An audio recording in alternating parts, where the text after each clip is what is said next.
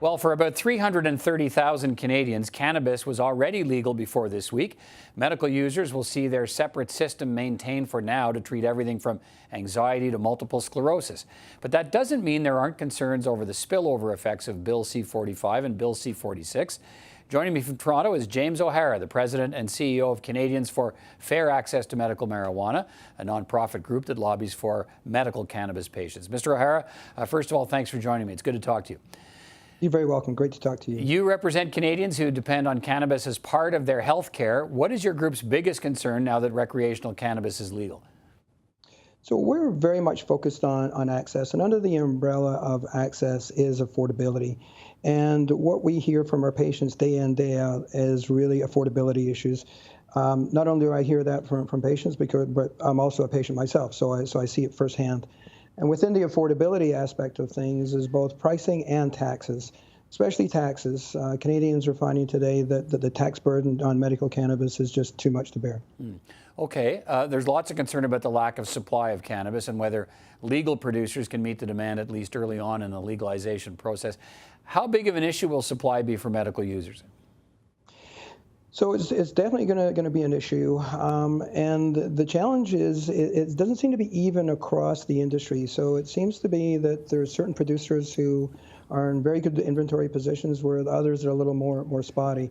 So unfortunately, what that does is, depending on where you are, which province you're in, and which producer you're actually dealing with, you may be in relatively good shape, and sometimes you may be somewhat challenged. Okay. Explain for us how medical use of marijuana works now. How do patients get their marijuana? How do they pay for it? Sure, it's a great question. So what they would do in order to access it, medical cannabis has to be approved under an authorization that you receive from your doctor.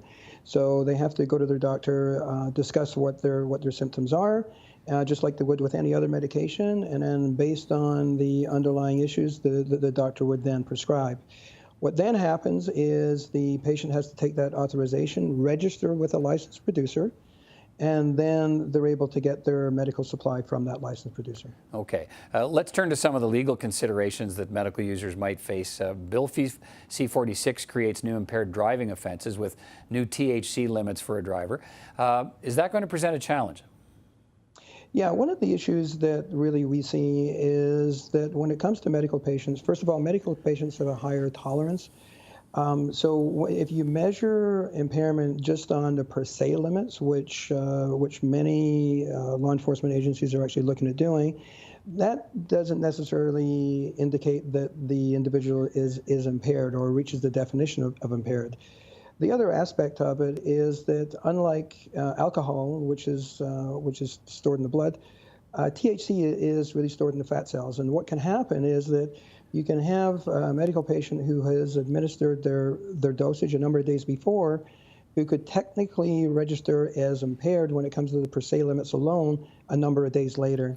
And in fact, what we have advocated for is a medical defense, which is very similar to what the United Kingdom has, and as opposed to using just the per se limits alone. Okay, we've also examined the concerns about how legalization might affect Canadians at the U.S. border, that border crossing into the United States.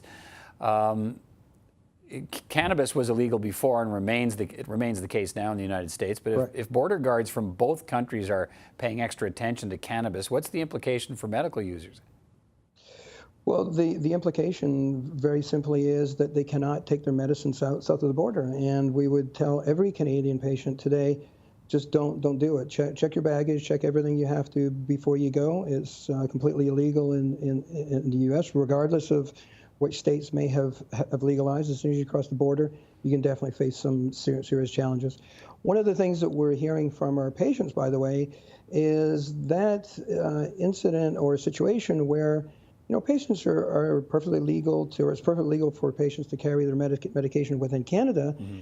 What if you get diverted? What if you get diverted to Buffalo or a similar airport south of the border? That's what a lot of patients are expressing fear on as well today. All right, yet another issue that they'll perhaps have to deal with. Health Canada says it's going to continue to operate the medical marijuana system even with legalization of recreational cannabis for at least another 5 years, when the system will then be reviewed. Why do we need a medical marijuana regime when cannabis is legal?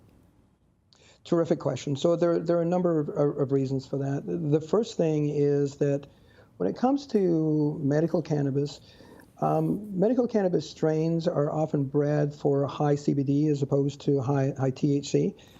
They're also grown in specific ratios that medical cannabis patients need, 1:1, 4:1, 1:20, and so on.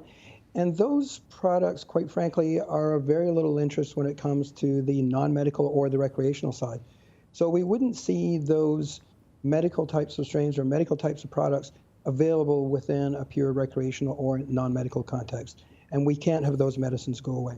Right. Is there also concern that, I mean, some insurance companies will cover medical marijuana, right? So if it's purely, if it's no longer, if no longer a prescription from a doctor is required, does that affect the cost point, the price point for medical marijuana users?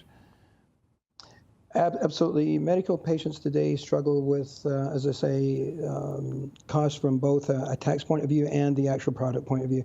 Very few insurance companies actually cover it at the moment. We're seeing an increasing trend of that, and we certainly welcome that. But that is a significant problem today. The Canadian Medical Association, let's finish on this, wants to phase out a separate system for medical users now that cannabis is legal. They say there's a lack of clinical research, a lack of regulatory oversight, and doctors, they argue, should not have to act as gatekeepers in prescribing medical marijuana. What's your reaction to that position? Well, the first thing is really the number one thing that quite often doctors point to, and I can certainly understand their point of view, and that is that there isn't enough research yet. But it's important to recognize that this is a medicine that has been illegal for the past almost 100 years. So there just can't be the type of research that we need today. However, we are seeing more and more research becoming available on a daily basis, and we'll certainly see that trend continue. All right, James O'Hara, thanks for your time. James is the president and CEO of Canadians for Fair Access to Medical Marijuana. Good to talk to you. Thanks for your perspective. You're always welcome. Take care.